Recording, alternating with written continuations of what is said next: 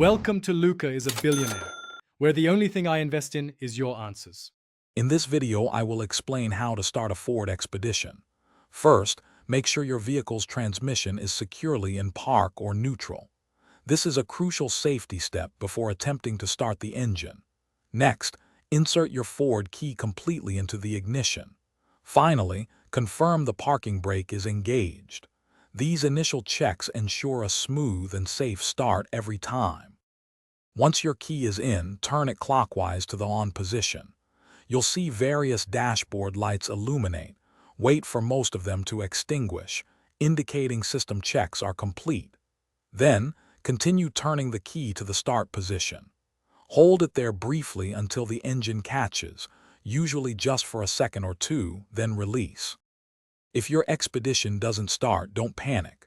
First, check your battery terminals for any corrosion or looseness.